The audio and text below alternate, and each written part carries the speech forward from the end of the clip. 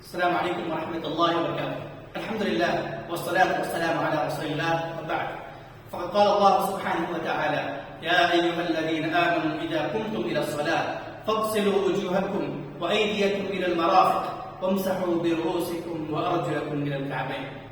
محترم ناظرین، اس ویڈیو میں ہم آپ کے سامنے وضو کا طریقہ رکھیں گے، وضو کا طریقہ بتائیں گے، کیونکہ بہت سارے مسلمان ایسے ہیں جو وضو کا طریقہ بھی نہیں جانتے. حالانکہ آپ سب کو معلوم ہوگا کہ وضو نماز کے لیے شرط ہے، بغیر وضو کے نماز نہیں ہوتی ہے. اتنا اہم عمل، لیکن افسوس کی بات یہ ہے کہ بہت سارے لوگ اس کا طریقہ نہیں جانتے، یا تو جانتے ہیں لیکن بیچ بیچ میں بہت ساری غلطیاں بھی کر جاتے ہیں. تو آئیے ہم آپ کو وضو کا طریقہ بتاتے ہیں. وضو شروع کرنے سے پہلے دو اہم چیز یاد رکھیں. پہلی چیز یہ ہے کہ وضو کی نیت کرنا ضروری ہے. اگر وضو کی نیت نہیں کریں گے تو پھر آپ کا وضو نہیں ہے، کیونکہ اللہ کے رسول نے فرمایا انما الاعمال بالنیات، عملوں کا دار و مدار نیت پر ہے. اگر کوئی شخص ٹوٹی کے پاس آیا اور وضو کی طرح اپنے اعضاء کو دھویا لیکن اس نے وضو کی نیت نہیں کی تھی تو اس کا وضو نہیں ہوگا، کیونکہ اس نے وضو کی نیت نہیں کی تھی. اس لیے آپ پہلے وضو کی نیت کیجئے کہ میں یہ جو ہاتھ پیر دھونے جا رہا ہوں یہ وضو کی نیت سے. اور دوسری چیز یہ ہے کہ وضو شروع کرنے سے پہلے آپ بسم اللہ کہیں. بسم اللہ، اگر آپ کو بسم اللہ یاد ہے تو پھر آپ پر واجب ہے کہ بسم اللہ پڑھیں. اگر آپ بھول گئے ہیں تو انشاءاللہ کوئی چیز نہیں، کوئی بات نہیں. تو آئیے ہم وضو کا طریقہ شروع کرتے ہیں کہ وضو کیسے کیا جائے.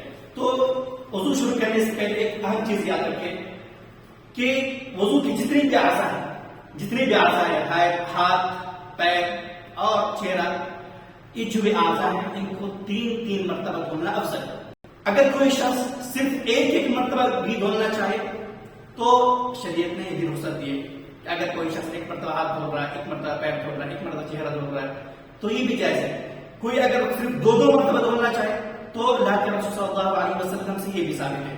لیکن افضل یہ ہے کہ اپنے اعضاء کو، وضو کے اعضاء کو تین مرتبہ دھولیں، سوائے سر کے. سر اور کان کا مسح صرف ایک مرتبہ ہوتا ہے. آئیے بسم اللہ کہتے ہوئے شروع کرتے ہیں. بسم اللہ. اپنے وضو کے شروع کرنے سے پہلے سنت کا طریقہ یہ ہے کہ اپنے ہتھیلی کو دھو لیں. تو ہم 3 مرتبہ اپنے ہتھیلی کو دھو لیتے ہیں.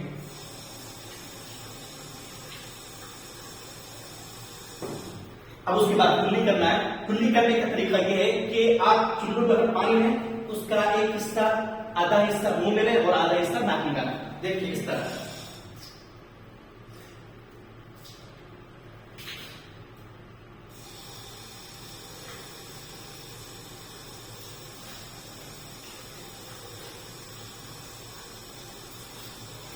اس طرح کریں، آدھا پانی منہ میں اور آدھا پانی ناک میں. یہاں پر ایک بات یاد رکھیے کہ کلی کرنے کا ایک دوسرا طریقہ بھی ہے کہ کلی کے لیے الگ الگ پانی لیں اور پھر ناک کے لیے الگ الگ پانی لیں. ہم نے ایک طریقہ بتایا کہ ایک چلو پانی لیجیے، اس کا آدھا حصہ منہ میں ڈالیں اور آدھا حصہ ناک میں ڈالیں. یہی بہتر طریقہ ہے اور یہی افضل طریقہ ہے. لیکن اگر کوئی شخص کلی کے لیے الگ پانی لے پھر 3 مرتبہ الگ سے ناک کے لیے پانی لے تو یہ بھی جائز ہے. اس کے بعد چہرہ دھونا ہے. چہرہ کہاں تک دھونا ہے تو یاد رکھیں، یہ بہت ضروری ہے کہ چہرے کو دھونا ہے آپ کو جہاں سے بال شروع ہوتا ہے. چہرہ شروع ہوتا ہے وہاں سے، جہاں سے آپ کا بال شروع ہو رہا ہے. یہاں سے آپ کا چہرہ شروع ہوگا کیونکہ یہاں سے آپ کا بال ہے، یہاں سے آپ کا چہرہ شروع ہوگا. اور چہرہ میں یہ حصہ بھی داخل ہے اور آپ کا تھوڑی بھی چہرے کے اندر داخل ہے. اور یہ پورا یہاں سے لے کر یہاں تک پورا چہرہ میں داخل ہے، پورا چہرے میں داخل ہے. اب یہاں پر مسئلہ آتا ہے داڑھی کا. بہت سارے لوگوں کی داڑھی ہوتی ہے، بہت گہری داڑھی ہوتی ہے، کسی کی داڑھی بہت ہلکی ہوتی ہے. تو یہ بات یاد رکھیں کہ اگر آپ کی داڑھی ہے لیکن بہت ہلکی داڑھی ہے، اتنی کم داڑھی ہے کہ آپ کا چہرہ بھی دکھتا ہے، تو آپ پر واجب ہے کہ آپ پورے چہرے کو، اپنے داڑھی کو دھولیں، اپنے داڑھی کو اس طرح دھولیں کہ وہ پانی پورے چہرے تک داخل ہو جائے. اگر آپ کی گھنی داڑھی ہے تو پھر وہاں پر آپ کو خیال کرنا سنت ہے. آپ کو داڑھی دھونے کی ضرورت نہیں ہے، بس آپ چہرے کو دھو لیں، اوپر چہرے کے اوپر جو داڑیاں ہیں وہ بک جائیں اور بقیہ اندر کی جو داڑیاں ہیں اس کو بگاڑنے کی ضرورت نہیں، بس آپ اس میں مسح کر لیں. اس کا طریقہ یہ ہے کہ ایسے دھوئیں.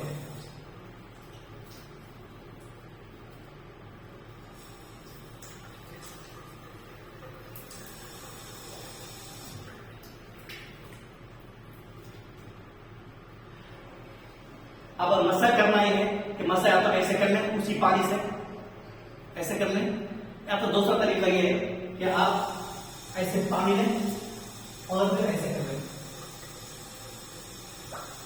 دونوں طریقے میں سے کوئی بھی طریقہ اختیار کر سکتے ہیں. یا تو چہرہ دھونے کے بعد جو پانی رہتا ہے اسی سے ایسے کر لیں، یا تو پھر الگ سے پانی لے لیں. اس کے بعد ہاتھ دھونا ہے. آپ کا ہاتھ مانا جائے گا آپ کی انگلی سے لے کر کونی تک. آپ جب بھی ہاتھ دھوئیں تو پورے ہاتھ کو دھوئیں. کچھ لوگ غلطی یہ کرتے ہیں کہ وہ صرف یہاں سے یہاں تک ہاتھ دھوتے ہیں اور وہ سمجھتے ہیں کہ یہ تو میں پہلے دھو چکا ہوں. یہ بہت بڑی غلطی ہے، بہت بڑی غلطی ہے. جب آپ ہاتھ دھولیں گے تو آپ انگلی سے لے کر یہاں پوری انگلی تک، یہاں تک آپ کا ہاتھ دھونا بہت ضروری ہے. اس کے بغیر آپ کا وضو نہیں ہوگا. تو آپ ہاتھ دھولیں اس طرح.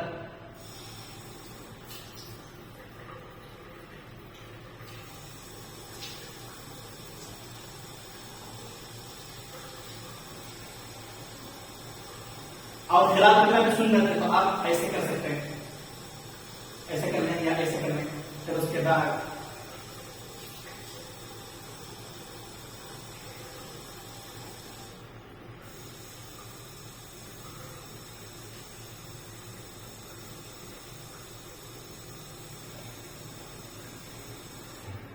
اب اس کے بعد ہاتھ دھونے کے بعد سر کا مسح کرنا ہے. سر کا مسح کرنا ہے. سر کا مسح کس طرح کرنا ہے؟ سر کا مسح اس طرح کرنا ہے کہ تھوڑا سا پانی لیں اور اس میں تھوڑا سا پانی لیں اور پانی لینے کے بعد پانی کو پھینک دیں اور اس کو یہاں سے شروع کریں. جہاں سے بال شروع ہوتا ہے وہاں شروع کریں اور جہاں تک بال ختم ہوتا ہے یعنی گٹی تک وہاں تک لے کر جائیں اور اس کے بعد کان کا مسح کریں. مسح اس طرح کیا جائے گا کہ آپ تھوڑا سا پانی لیں.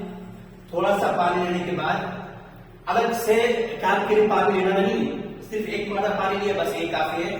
اور جہاں سے بال شروع ہوتا ہے وہاں شروع کیجیے، وہاں شروع کرتے ہیں اور پھر یہاں تک گدی تک لانا ہے جہاں پر بال ختم ہو رہا ہے، یہاں تک لے کے آنا ہے. پھر دو بار واپس پھر یہاں پہ لا کے چھوڑ دینا ہے. پھر اس کے بعد چھوڑ دیے. اس کے بعد اب کان کا مسح کرنا ہے.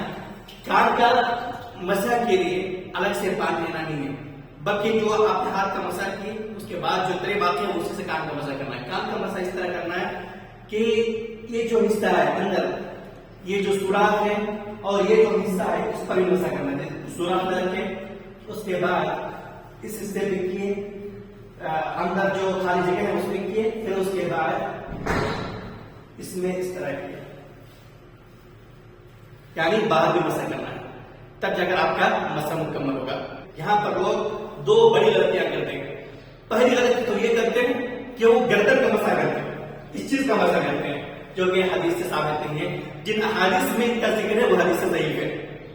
ٹھیک ہے. اور دوسری غلطی یہ کرتے ہیں کہ کچھ لوگ اپنے انگوٹھی کو چومتے ہیں اور اسے آنکھ میں لگاتے ہیں، اس طرح ایسا کرتے ہیں. یہ طریقہ کرتے ہیں جو کہ بدعت ہے، جو کہ شریعت میں ثابت ہے ہی نہیں. اس لیے ان دونوں کام سے بچیے. اس کے بعد پیر کو دھونے کی باری آتی ہے. پیر کو دھولا جائے گا کہاں تک؟ پیر کو دھولا جائے گا یہاں تک. یہ جو ابھرا ہوا حصہ ہے جس کو کوہنا کہتے ہیں، جس کا قرآن کے اندر جس کا نام کعبین دیا گیا ہے نا، یہ کعبین یہ ٹکنا، اس کو بھی دھونا جائے گا. اور دھونے کا طریقہ یہ ہے کہ آپ اس طرح پانی لیں یا ٹوٹی کے اندر ہی کر لیں.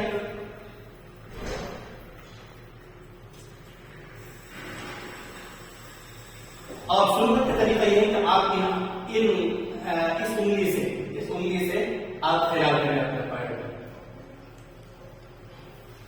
پھر دوسرا پیر بھی اسی طرح دوسرا پیر بھی یہاں تک دھولنا ہے آپ کو، یہ حصہ بھی دھولنا ہے. چلیے دھولتے ہیں.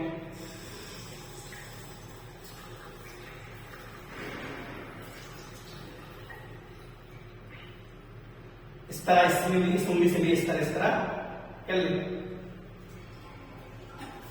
یہ سنت ہے، خلاف کرنا ہم نے جو 2 امور ایک کیا ہے، یہ سنت ہے، بہتر ہے۔ اس کے بعد ہمیں دعا پڑھنی ہے۔ دعا وضو کے بعد کی جو دعا ہے وہ 3 طرح کی دعائیں ثابت ہے اللہ کے رسول صلی اللہ علیہ وسلم سے۔ پہلی دعا تو جو مشہور ہے، جس کو جانتے ہیں، وہ یہ ہے اشہد ان لا الہ الا اللہ وحدہ لا شریک لہ واشہد ان محمدا عبدہ ورسولہ۔ یہ پہلی دعا ہے۔ یہ حدیث کے اندر اس کی بڑی فضیلت آئی ہے۔ اللہ کے رسول صلی اللہ علیہ وسلم نے فرمایا کہ جو شخص اس دعا کو پڑھے گا وضو کے بعد، اللہ تبارک و تعالیٰ اس کے لیے جنت کے 8 دروازے کھول دے گا۔ اس طرح ایک دوسری دعا بھی اللہ کے رسول صلی اللہ علیہ وسلم سے ثابت ہے، وہ ہے اللہم اجعلنی من التوابین واجعلنی من المتطہرین۔ اسی طرح ایک تیسری دعا بھی ثابت ہے اللہ کے رسول صلی اللہ علیہ وسلم سے، وہ یہ ہے کہ سبحانک اللہم وبحمدک اشہد ان لا الہ الا انت استغفرک واتوب الیک۔ یہ تینوں دعائیں اللہ کے رسول صلی اللہ علیہ وسلم سے ثابت ہیں، لہذا ہمیں ان تینوں دعاؤں کا اہتمام کرنا چاہیے۔ یہ ہم نے وضو کا طریقہ آپ سب کو بتایا۔ گزارش یہ کریں گے کہ آپ ان کو غور سے دیکھیے اور اسی طرح وضو کرنے کی کوشش کیجیے اور اپنے بھائیوں تک شیئر کیجیے، ان کو بتائیے اور اس کے ذریعے سے آپ اجر حاصل کریں۔ اللہ تبارک و تعالی ہم سب کو کتاب و سنت کے مطابق ہر عمل کو انجام دینے کی توفیق دے، آمین یا رب العالمین۔ السلام علیکم ورحمۃ اللہ وبرکاتہ۔